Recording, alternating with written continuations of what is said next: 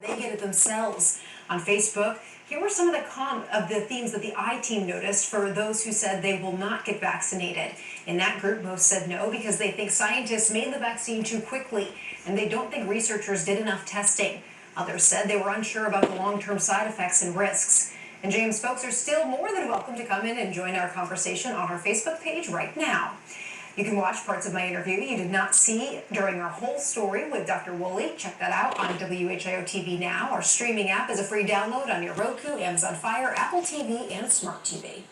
And now, your Storm Center 7 forecast with Chief Meteorologist McCall Vrydaghs.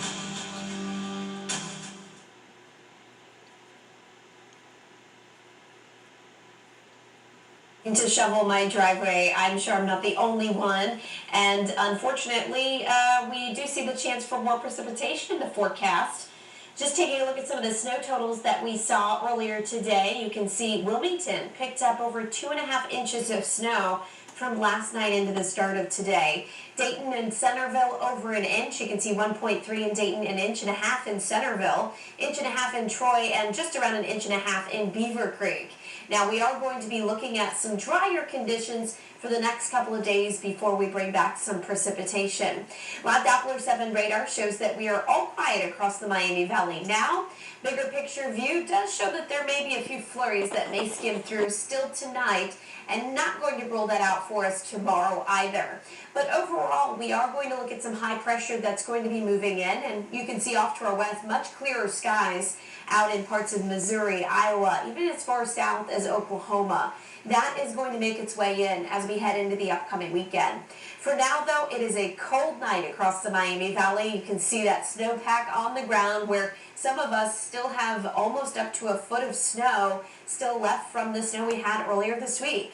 We're sitting at 23 degrees, but a bit breezy out there, so you can cut that temperature, and it feels more like the low teens. Now, wind chills through the night continue to drop. We're looking at wind chills tomorrow morning near zero, if not below. And if you think that's cold, wait till you see what happens tomorrow night. Through the day tomorrow, wind chills will be in the teens, and then once we get past sunset, of course, those wind chills will drop. A lot in part to the fact that we're going to have the clearing skies and temperatures really fall off into Saturday morning. So a breeze out there to start the weekend creates wind chills anywhere between 5 to 10 below zero. Now this pattern that's bringing in the very cold, frigid air early on Saturday is actually going to be the end, and the pendulum starts to swing the other way, and we're going to be looking at temperatures that get back close to average as we get into the early part of next week. So what is average? Typically we should have a high right around 40 degrees, and you'll see that extended time frame shows that we get to about 40 degrees on Tuesday, and we're looking at long range trends into the start of March, which by the way begins in just about a week, are going to be in the upper 30s to low 40s all the way through the end of this month, and it looks like that long range trend into March as well.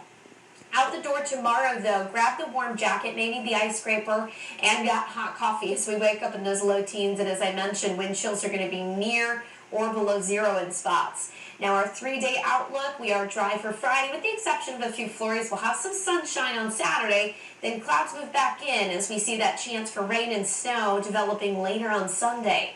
And Futurecast shows that for us as we head through the day on Sunday. Clouds increase. By Sunday evening into Sunday night, we have a chance for a wintry mix. But because those temperatures warm up, it looks to be less of a chance of an accumulating snow and more of a chance of that mix and perhaps some rain. There's that 5-day forecast and that warm up as we head toward Tuesday. I know that Molly and James will love that.